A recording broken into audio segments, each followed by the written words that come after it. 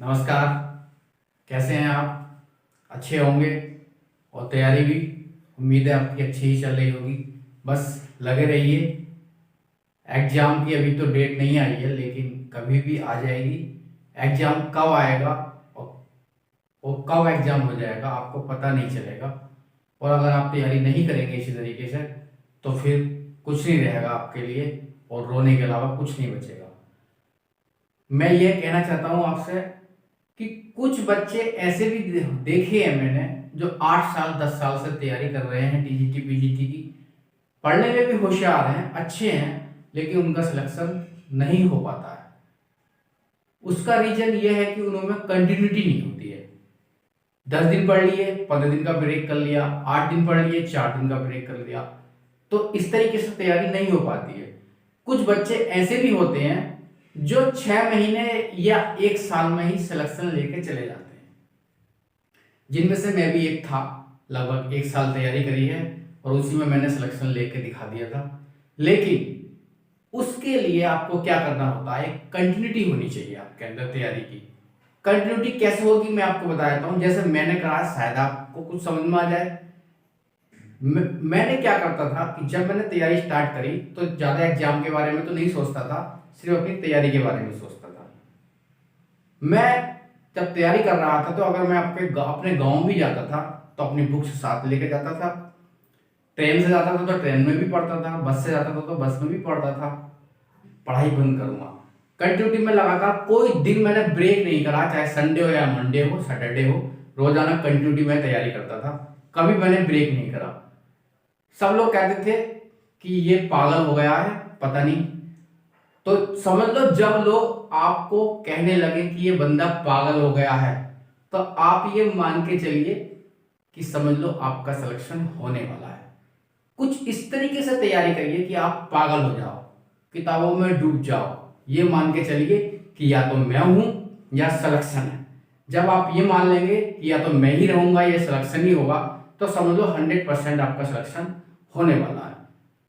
तो तैयारी जारी रखिए, एग्जाम के बारे में ज्यादा मत सोचिए, मेहनत करते रहिए, लगे रहिए, कंटिन्यूटी तैयारी करिए, बिल्कुल ब्रेक मत करिए। एक दिन का ब्रेक करने का मतलब है कि आप एक हफ्ता पीछे हो गए, इसलिए तैयारी में लगे रहिए। चलिए, मैं दोस्तों आज आपके लिए लाया हूं स्ट्रेट लाइन, और स्ट्रेट लाइन में से लगभग 2 या 3 क्वेश्चन तो मिल ही जाते हैं आपको। तो मैं स्ट्रेट लाइन पढ़ाऊंगा, कुछ नहीं है, सिंपल से क्वेश्चन है, थोड़ा समझ लेंगे और अच्छे से समझ में भी आ जाएगा आपको। लेकिन मैं स्ट्रेट लाइन शुरू करूं उससे पहले मेरे पास एक कुछ बच्चों ने कहा कि डायरेक्शन कोसाइन का एक क्वेश्चन है, वो आप करा दीजिए। तो मैं एक डायरेक्शन कोसाइन का क्वेश्चन लाया हूं जो रह गया था करने के लिए, तो मैं उसे आपको करा देता हूं। चलिए, मैं आज का वीडियो स्टार्ट करता हूं। वीडियो स्टार्ट करने से पहले अगर मेरे चैनल पर आप नए हैं तो प्लीज सब्सक्राइब कर लीजिए और लाइक करिए, शेयर करिए। चलिए आगे स्टार्ट करते हैं और वो क्वेश्चन बताते हैं आखिर क्या था डायरेक्शन कोसाइन का।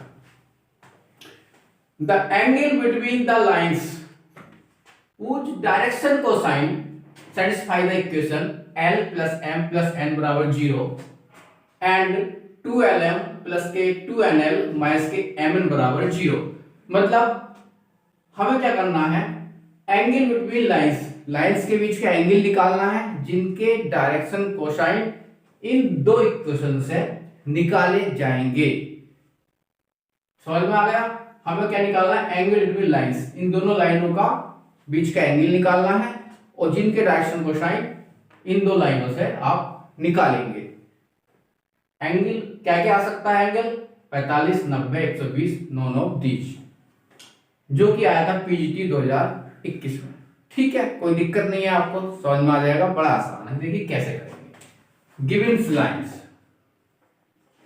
दो लाइन से दे रखी है, L plus M plus N बराबर 0। यहां से आप n की वैल्यू निकाल लीजिए, माइनस के L प्लस M, कोई समस्या नहीं है। इसके बाद एक दूसरी लाइन है 2LM प्लस के 2NL माइनस के Mn बराबर 0। ये आपकी दूसरी इक्वेशन है। n की वैल्यू यहां रख दीजिए, 2LM प्लस के 2L, n की वैल्यू यहां लगाइए L plus M। Bit negative है तो निगेटिव लग जाएगा यहां पर, माइनस M, और n की वैल्यू कितनी है, L प्लस M है, ये भी निगेटिव है तो ये हो जाएगा पॉजिटिव, बराबर आ जाएगा 0। 2lm माइनस के एल स्क्वायर माइनस के lm प्लस के ml और प्लस के m स्क्वायर बराबर कितना आ जाएगा आपके पास 0 आ जाएगा। ये कितनी थी वैल्यू, ये हमारी थी n की वैल्यू, यहाँ लगाइए 12 था यहाँ पर, तो ये हो जाएगा आपका 2l स्क्वायर और ये हो जाएगा 2lm से 2lm कट गया, या m स्क्वायर प्लस के lm माइनस के 2l स्क्वायर बराबर 0। फैक्टर कर लीजिए इसके, m स्क्वायर प्लस के कितना हो जाएगा 2lm माइनस के lm माइनस के 2l स्क्वायर बराबर 0। m यहाँ से कॉमन कर लीजिए, m प्लस 2l माइनस के l कॉमन कर लीजिए, m प्लस के 2l बराबर 0 आया। m माइनस l और m प्लस 2l बराबर 0।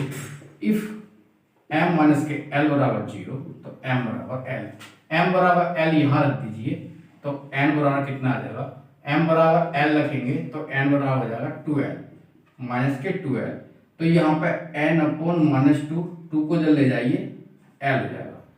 देखिए l बराबर m और l बराबर दिस, तो हम लिख सकते हैं इसे l बराबर m और l बराबर है दिस, तो तीनों एक दूसरे के इक्वल कर सकते हैं, तो कितना हो जाएगा n upon minus 2।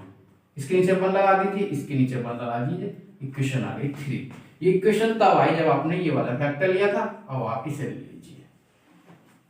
If m plus 2l बराबर 0, m बराबर हुआ माइनस 2l, m बराबर माइनस 2l यहाँ रख दीजिए, तो n बराबर कितना आ जाएगा माइनस के l माइनस 2l, कितना आ जाएगा n बराबर प्लस के l, n बराबर कितना आ जाएगा माइनस 2l, l माइनस के l बचेगा, माइनस माइनस प्लस हो जाएगा।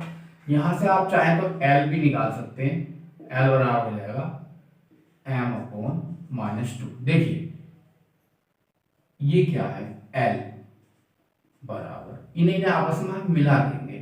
कैसे मिलाएंगे, l बराबर n है लेकिन l बराबर m अपॉन माइनस 2 भी है और l बराबर n भी है, इस तरीके से मिला दीजिए। दो लाइनें आ गई हैं हमारे पास, पहली लाइन के drs हैं 1 1 माइनस 2, दूसरी लाइन के drs हैं 1 माइनस 2 और 1। एक बार और सुन लीजिए, पहली लाइन के drs हैं 1 1 माइनस 2, दूसरी लाइन के drs हैं 1 minus 2 1।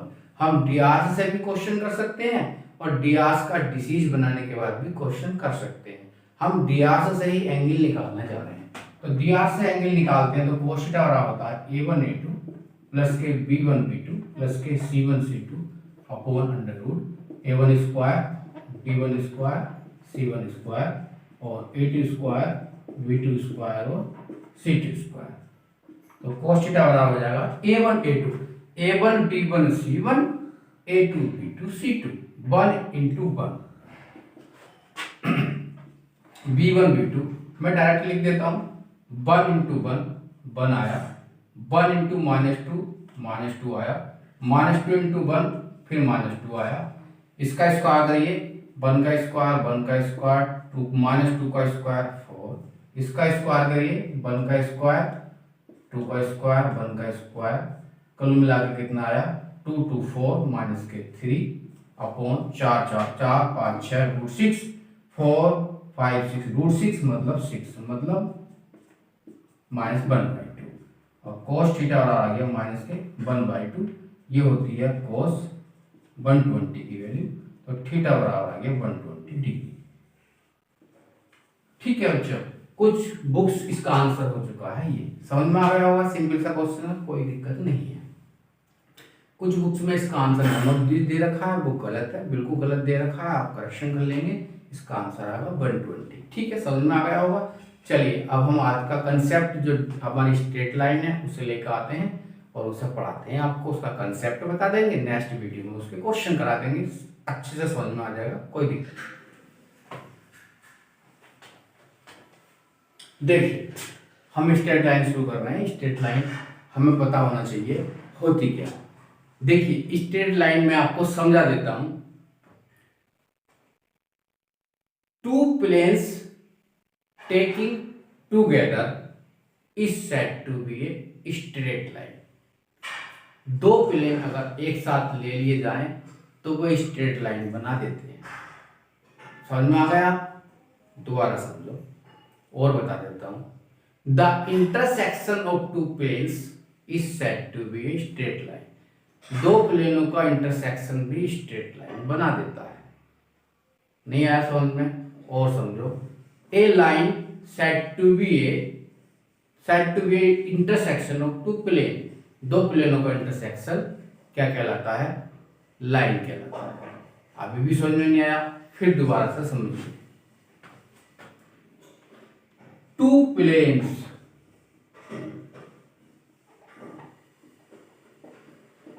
taking together said to be a straight line.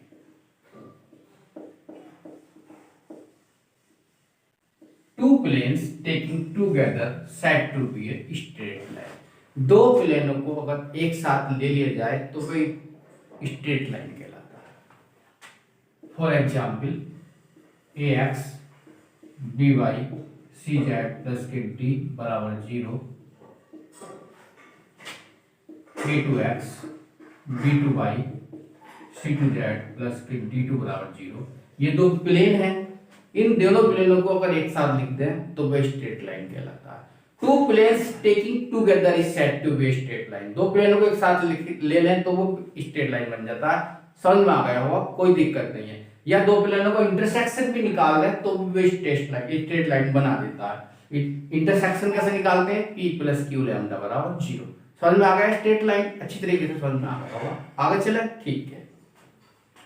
Symmetrical form होता है इक्वेशन ऑफ स्ट्रेट लाइन। किसी भी स्ट्रेट लाइन की सिमेट्रिकल फॉर्म क्या होती है?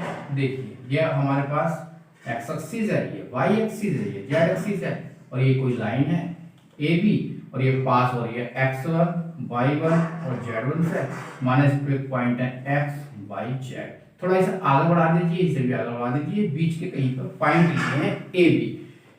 एक इक्वेशन है ए बी जो a x1 y1 z1 से पास हो रही है और उसके पॉइंट, उस पर एक पॉइंट x y z भी है। तो equation symmetrical form of the equation of straight line क्या होती है? सिंपल सी बात है, किससे पास हो रही है वो? x minus x1 y minus y1 z minus z1। Passing points लगा देते हैं और जो लाइन के इसकी डीआर्स होते हैं वो डीआर्स नीचे लिख देते हैं LMN। x minus x1 upon n, y minus y1 upon m, z minus z1 upon n is said to be a symmetrical form of the equation of straight line। इसे स्ट्रेट लाइन की symmetrical form कहते हैं। Simple सी बात है, कोई दिक्कत नहीं है, समझ में आ गया होगा। आगे चलते हैं। Line through two points. दो पॉइंट से जाने वाली लाइन क्या होगी? पूछता है एग्जाम में कभी कभी। दो पॉइंट्स हैं आपके पास A एंड B, इसके कोऑर्डिनेट है x1 y1 z1 और इसके कोऑर्डिनेट है x2 y2 z2। आपको इक्वेशन ऑफ स्ट्रेट लाइन निकालनी है दो पॉइंटों से पास होने वाली। कुछ नहीं करना है, पहले पॉइंट से पास करा दीजिए x minus x1 y minus y1 और z माइनस z1 और नीचे इन पॉइंटों को आप सब्ट्रैक्ट कर दीजिए x2 minus x1 y2 minus y1 और z2 माइनस z1। नहीं आया समझ में? पहले पॉइंट से ही पास कराएंगे क्योंकि कोई भी लाइन सबसे पहले यहीं से तो पास होगी, इस पॉइंट से तो पास होने वाली नहीं है, जाएगी तो यहीं से पास हो गया। तो इस पहले इससे पास करा देंगे, नीचे उनके डीआर्स लगा देंगे। ये क्या है? डीआर्स है। देखिए कभी कभी डीआर्स बोल देता हूँ, कभी कभी डिसीज बोल देता हूँ, कोई दिक्कत नहीं है, कोई कंफ्यूजन की बात भी नहीं है क्योंकि ये रेशो में लिखे हुए हैं, अनुपात में लिखे हुए हैं। अगर हम इस डीआर्स के डिसीज भी बनाएंगे तो वो अनुपात में आएंगे, तो आपस में जो समान आएगा वो कट जाता है, इसलिए कभी कभी डीआरसी बोल देता हूँ। वैसे तो ये डीआरसी कहलाते हैं। तो आपको क्या कहें? Line through two points. Line through two point समझ में आ गया हो क्या होता है? दो पॉइंट से पास होने वाली लाइन समझ में आ गई होगी। चलिए आगे देखते हैं, अभी कुछ कॉन्सेप्ट हो रहा है, ज्यादा लंबा टॉपिक नहीं है। Angle between a line and a plane. एक लाइन और एक प्लेन के बीच का एंगल कैसे निकालेंगे? बड़ा इंपॉर्टेंट है, इस पर क्वेश्चन पूछेगा और बच्चे इसे गलत करते हैं, थोड़ा सा कंफ्यूजन है, ध्यान से समझ लेंगे। देखिए एक लाइन है, एक प्लेन है, हम एक प्लेन ले लेते हैं और एक लाइन ले लेते हैं। तो लाइन हो जाएगी x minus x one upon l, y minus y one upon m, z minus z one upon n. और एक प्लेन ले लेते हैं a x b y c z plus के डी बराबर 0। ये लाइन है, ये प्लेन है, ये प्लेन के डियास हैं ए बी सी, लाइन के डिसीज है एल एम एन। ठीक है, डिसीज बोलिए या डियास बोलिए, रेशो में लिखे हुए कोई दिक्कत नहीं। कैसे निकालेंगे? ये है आपके पास एक प्लेन, ठीक है, ये प्लेन है और ये लाइन है, इसे लिख दीजिए आप प्लेन, यहाँ पर लिख लीजिए लाइन, और ये है प्लेन पर नॉर्मल। ध्यान से समझिए, नॉर्मल किस पर है? प्लेन पर। प्लेन पे क्या है? नॉर्मल है। प्लेन के डियार्स हैं ए बी सी और लाइन के कितने हैं? L M N. ठीक है, angle between plane and line है थीटा।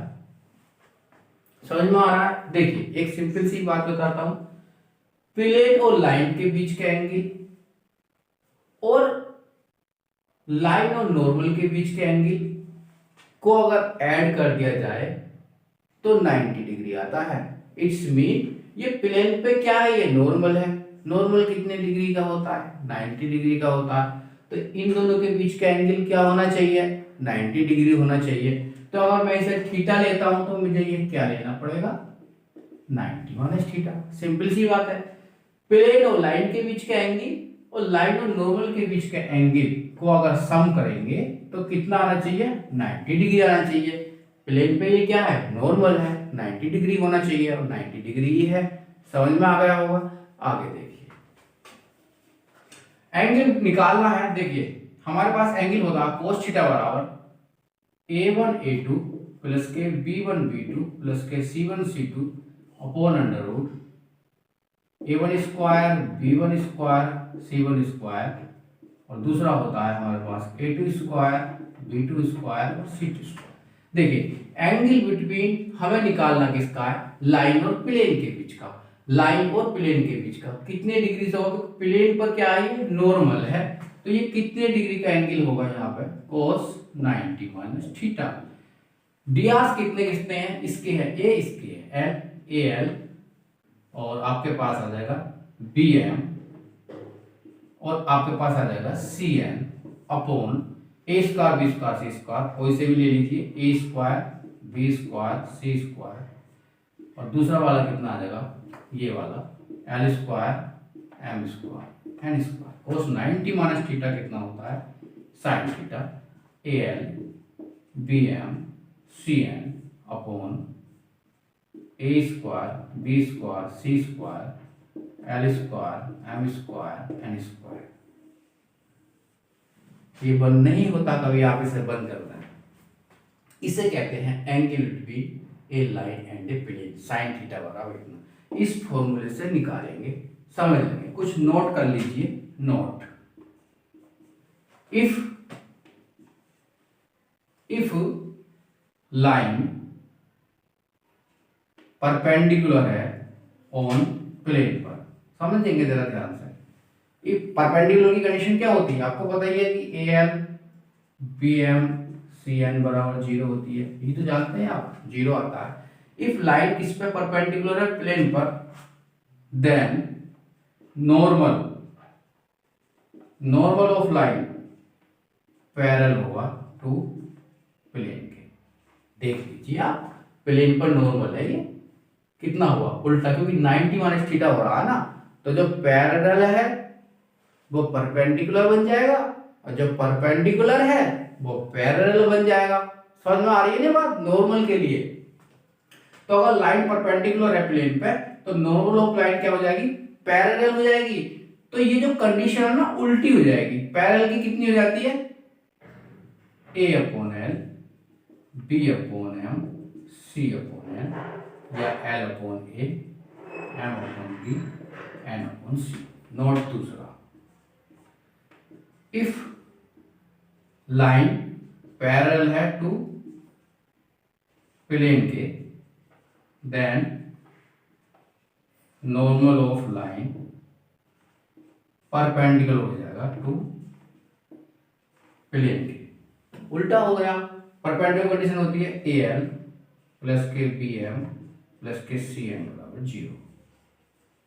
थोड़ा सा कंफ्यूजन करने वाला है, ध्यान रखेंगे कि प्लेन और लाइन के बीच में कंडीशन क्या बनती है। प्लेन और लाइन, पीछे हमने जो पढ़ा था वो ये पढ़ा था, ये होता है परपेंडिकुलर के लिए और ये होता है पैरेलल के लिए, लेकिन वो कंडीशन अलग थी। यहाँ पे नॉर्मल की वजह से आपका जो है उल्टा हो गया है। लाइन और प्लेन के बीच में अगर परपेंडिकुलर होगा तो पैरेलल की कंडीशन लगेगी, और अगर पैरेलल होगा तो परपेंडिकुलर की कंडीशन लगेगी। इस पर क्वेश्चन जरूर पूछता, कंफ्यूजन भी करेगा आपको जरूर। अगर उसने क्वेश्चन में लाइन और प्लेन दिया था, समझ जाएंगे कि कंडीशन उल्टी होने वाली है। समझ में आ गया होगा। चलिए एक दो कंसेप्ट और है, उसे भी समझा देता। देखिए फ्रेंड्स, कोप्लेनर्स लाइंस क्या होती है। कह देगा कि टू लाइंस आर कोप्लेनर्स, फाइंड करिए लैम्डा म्यू या कोई वैल्यू पूछेगा और लाइन दे देगा, कोप्लेनर बोल देगा। कैसे करेंगे अगर दो लाइन कोप्लेनर हैं तो। एक लाइन है x माइनस अल्फा 1 बटे एल, y माइनस बीटा 1 बटे एम, z माइनस गामा बटे एन, और दूसरी लाइन है हमारे पास कुछ और मान लीजिए L1 M1 N1, और दूसरी लाइन मान लीजिए x minus alpha 2 upon L2, y minus beta 2 upon M2, z minus gamma 2 बटे N2। अगर ये दोनों लाइनें एक दूसरे के कोप्लर हैं तो कंडीशन हो जाएगी, इसमें से घटा देंगे alpha 2 minus alpha 1, beta 2 minus beta 1, gamma 2 minus gamma 1, नीचे लिख देंगे L1 M1 N1, फिर ये वाले लिख देंगे L2 M2 N2। इसकी वैल्यू कितनी आ जाएगी 0। ये कंडीशन तब है जब दो लाइन कोप्लेनर्स हो। समझ में आ गया, याद कर लेंगे, आसान भी है, कोई दिक्कत नहीं है। Short and distance between two lines, दो लाइन के बीच में शॉर्ट एंड डिस्टेंस कैसे निकालेंगे जरूर पूछता, हर हालत में पूछेगा, और मैं आपको बताऊंगा, फॉर्मूला भी लिख के दिखाऊंगा। लेकिन इसका प्रूफमेंट भी है, लेकिन मैं इसका प्रूफमेंट नहीं कराऊंगा क्योंकि हमें कोई जरूरत नहीं है। प्रूफमेंट बहुत लेंथी है और मुझे बहुत टाइम लग जाएगा करने में, सिर्फ मैं आपको फॉर्मूला बता देता हूँ। लेकिन मैं इसका जब शॉर्ट एंड डिस्टेंस का आपको क्वेश्चन कराऊंगा तो फॉर्मूले की भी आवश्यकता नहीं पड़ेगी, डायरेक्ट ऐसे ही कर दूंगा, उसी समय बताऊंगा आपको कि कैसे करना। फिलहाल इसका फॉर्मूला लिख देता हूँ, एक्स माइनस अल्फा 1 बटे L1, y माइनस बीटा 1 बटे M1, z माइनस गामा 1 बटे M1, x माइनस अल्फा 2 बटे L2, y minus beta 2 upon M2, z minus gamma 2 बटे N2। Short and distance between two lines, एक line ये है एक line ये है, इनके बीच में शॉर्ट एंड डिस्टेंस निकालनी है। माना ये शॉर्ट एंड डिस्टेंस है, ये लाइन ए बी मान लीजिए, ये लाइन सी डी मान लीजिए। माना L M N are DCs of short and distance, it is passing through, किससे पास हो रही है अल्फा 1 बीटा 1 गामा 1 से, और अल्फा 2 बीटा 2 और गामा 2 से। ये मान लीजिए आपके पास ए नहीं, ये मान लीजिए सी डी, ये मान लीजिए सी डैश, सी डी तो आएगा नहीं, कुछ और मान लीजिए पी क्यू और पी डैश और क्यू डैश। ये मैक्सिमम डिस्टेंस मानी है, ये शॉर्ट एंड डिस्टेंस मानी है जिसके डिसीज है L11। अब पी, ये कोई पॉइंट है पी क्यू, कितने से पास हो रही है ये वाली लाइन अल्फा 1 बीटा 1 गामा 1 से, और ये वाली लाइन कितने से पास हो रही है अल्फा 2 बीटा 2 गामा 2 से। तो शॉर्ट एंड डिस्टेंस निकालने का फॉर्मूला क्या है मैं लिख देता हूँ, याद कर लेंगे, लेकिन फॉर्मूला याद नहीं करना, डायरेक्ट करेंगे क्वेश्चन। देखिए alpha 2 minus alpha 1, beta 2 minus beta 1, gamma 2 minus gamma 1, L1 M1 N1, L2 M2 N2, multiply में है 1 अपॉन, ये याद कर लेंगे आप कितना होता है, जरूरत नहीं पड़ेगी इसकी, ऐसे कर लेंगे। देखिए दोस्तों, लगभग लगभग कंसेप्ट स्क्यू लाइन, एक चीज और समझ लीजिए, स्क्यू लाइन क्या होती है, एक कभी कभी बीच में आया था, स्क्यू लाइन क्या होती है। विषम तलीय रेखा, विषम तलीय रेखा, ऐसी रेखा, ऐसी लाइन जो एक दूसरे को इंटरसेक्ट ना करे, इट्स मीन ना काटे, पिट्टी छेद ना करे, and both line are non parallel, और दोनों लाइनें एक दूसरे के पैरेलल ना हो, is said to be skew line या non coplanar lines. Skew lines and non coplanar lines वो लाइंस होती हैं जो एक दूसरे को प्रतिच्छेद नहीं करती हैं एवं दोनों एक दूसरे के समांतर नहीं होती हैं, ऐसी लाइनें स्क्यू लाइंस कहलाती हैं। शॉर्टेस्ट डिस्टेंस हम स्क्यू लाइंस के बीच में ही निकालते हैं। अगर वो लाइन स्क्यू लाइंस नहीं है तो इंटरसेक्ट कर जाएंगी, कट जाएंगी, तो उनके बीच में जो शॉर्टेस्ट डिस्टेंस आएगी 0 आएगी। तो आप समझ गए होंगे कि स्क्यू लाइंस क्या होती है। इससे ज्यादा स्ट्रेट लाइन में कोई कंसेप्ट नहीं है। 15 क्वेश्चन के आसपास लेकर आऊंगा जो एग्जाम में लगभग आए हुए हैं और आपको बड़े इजी वे में समझाने का प्रयास करूंगा। आज का